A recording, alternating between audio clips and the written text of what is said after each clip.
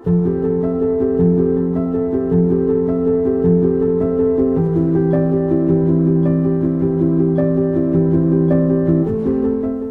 I ydi Anna Jones, a dwi'n byw yn Abersoch ac yn cynrychioli pentref Abersoch ar Grŵp Treftadaeth Plwyf Llanengan.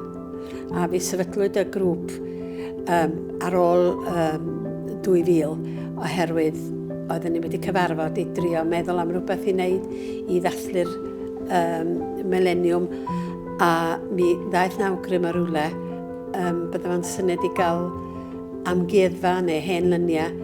Daeth dim o'r peth, ond pan oeddwn ni'n yr ysgol ac wedi gwneud noson tân gwyllt i'r plant, wedi gyrru llythyr allan a deud bod y tân gwyllt ar ben bennar a gweld nad oedd rai o'r hynny ddim yn gwybod ble oedd ben bennar ac o hynny penderfynu mae rhaid I wneud rhywbeth a casglu pawb at ei gilydd ac wrthyn ni ddechrau grŵp o hynny I warchod hanes nid yn unig pentre Abersoch, ond yr holl plwy hefyd.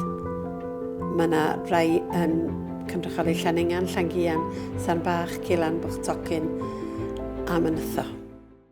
June Jones sy'n enw fi, dwi'n byw yn Abersoch a ges i'n eni ymagu yn y pentre bach o'r enw Sarn Bach sydd yn milltir I fyny'r lôn o Abersoch. Byddwn ni'n blant yn cerdded i'r ysgol yn twrw'r efail ar cyffylau yn cael ei pedoli. A dwi'n teimlo mor ffodus oedden ni gael y sŵn yna a clywed trwy'r radar a bethau felly sydd ddim yn digwydd lot dyddi yma. Mi o'n na weithdi'r saer a fo oedd yn gwneud yr eirch, a fo oedd yr electrician ac yn trwsio pethau I bawb a phopeth. Ac y siop wrth gwrs, siop y pentra. Ac o'na gwntar mawr ychal yn y siop y pentra.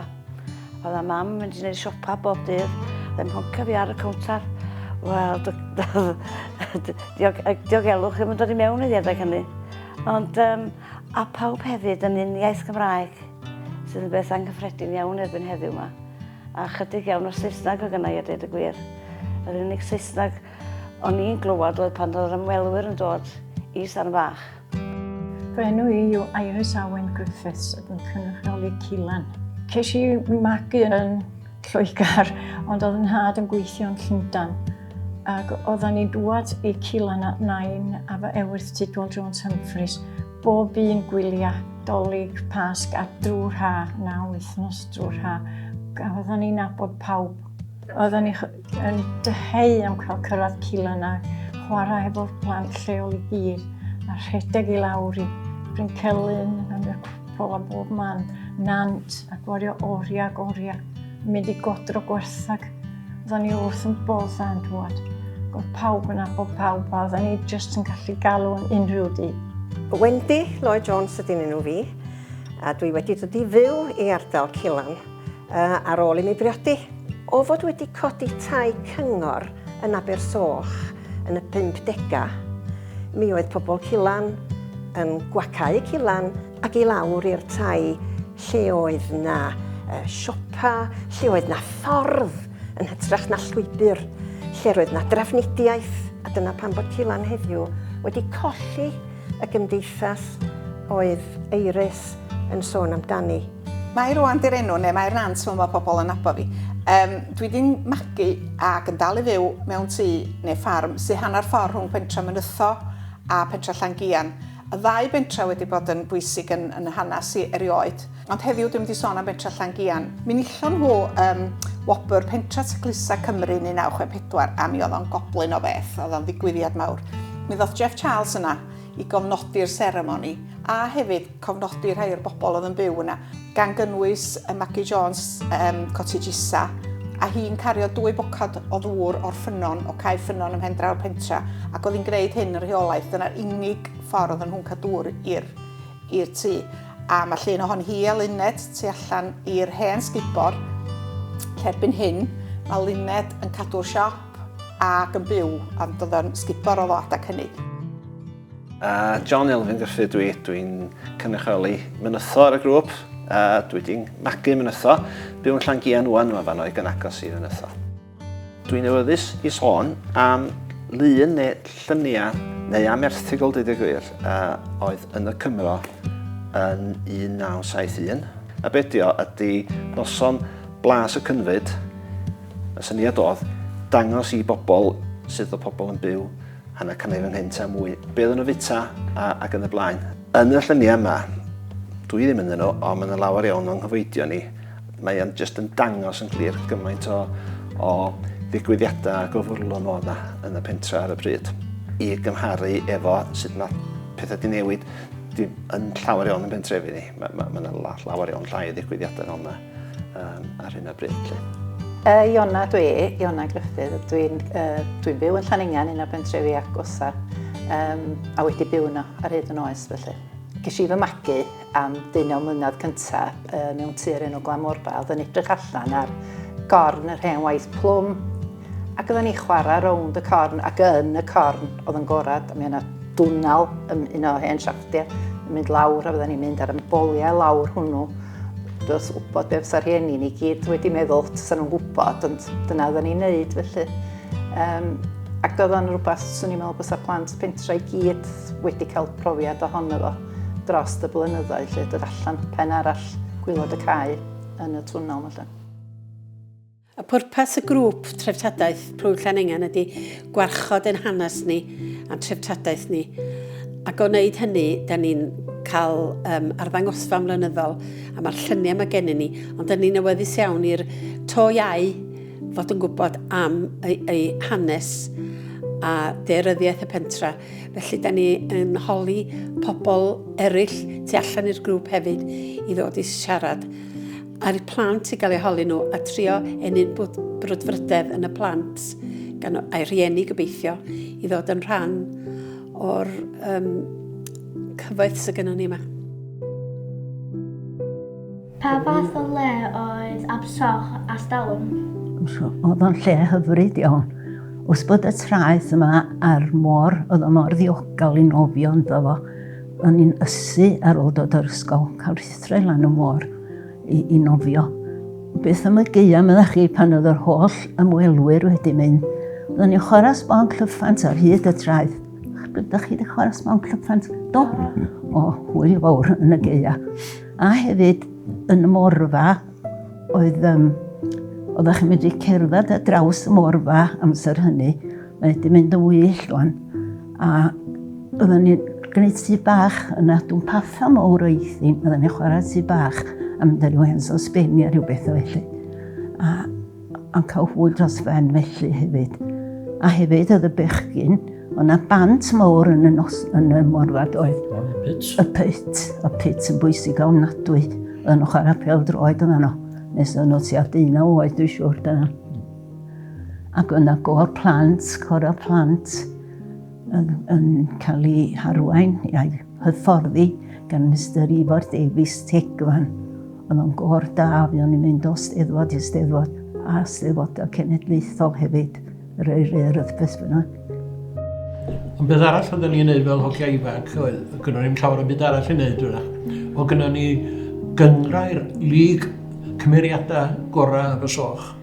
Ac oedd yna 2 lig, ac Emlyn Craigafon o'n trefnu y peth.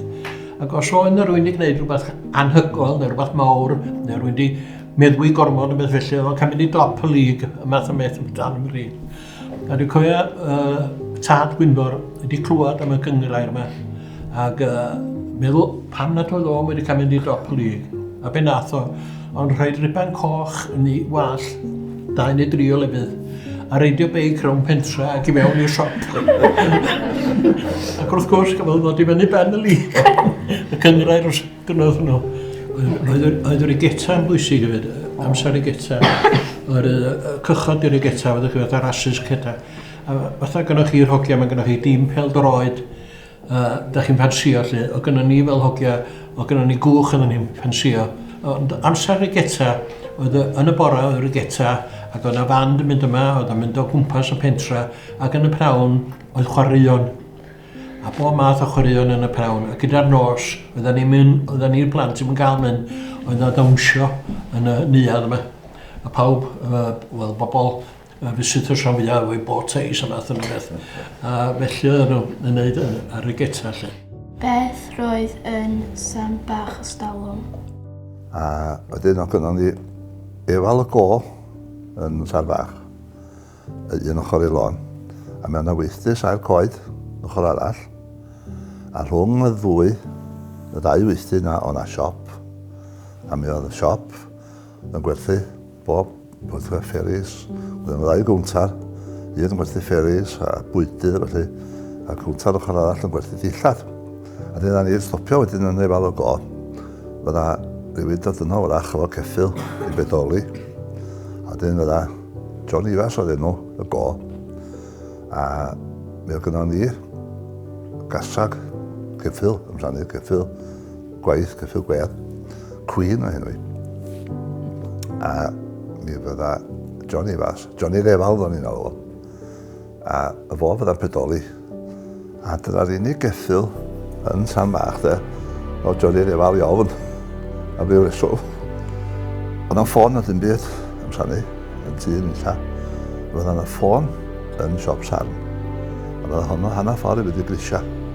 Dyna ni'n gorfod mynd trwy siop, a oedd rhywun eisiau ffonio, eisiau doctor efad. Oedd eisiau mynd i fyny i siop, i fyny grisia, i siarad ar y ffôn na.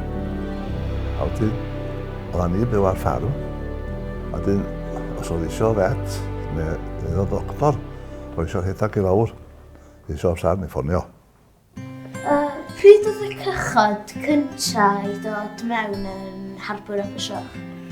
Wel, pryd oedd y cyntaf, un oedd nhw'n dod â y glo i fewn. Ac oedd y glo yn dod o De Cymru i fyny. Ac oedd yna 2 neu 3 o lefydd glo. Mae yna dal i alw hanner lle mae'r cwrs golf. Mae yna gytiau yna wan. Mae nhw'n dal i alw'r twll cwt glo ma'n galw fo. Mae'r glo yn dod i fewn i'r traeth. Ac oedd nhw'n storio fo yna. Oedd y bobl tocyn y cilan yn ei lawr o'i cart a cheffil i nôl y glo. Ac hefyd lle mae'r pizza, siop pizza, pen draw bont, wedi ma' yna. Mae yna oedd y cwt glo yn Abersoch, lle oedd y cwch dod i fewn, lle mae'r lifeboat, gwrt lifeboat, a dyoedd y glo yn cael ei storio yn lle mae'r pizza, dyoedd pawb yn mynd yn ôl y glo i fan yno.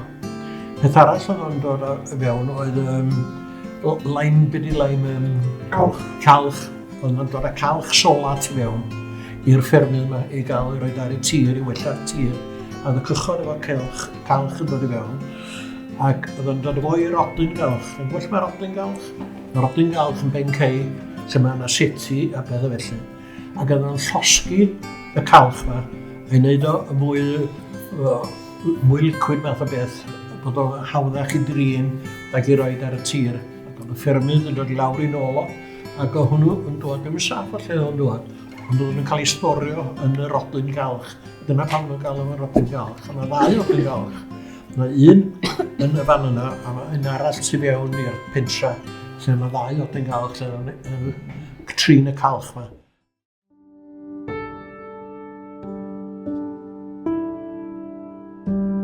Mi ges i fagwriaeth a plentyndod bendigedig yn chwarae cerdded i lawr i'r pentra i'r ysgol Sul, cerdded i Band of Hope gyda'r nos.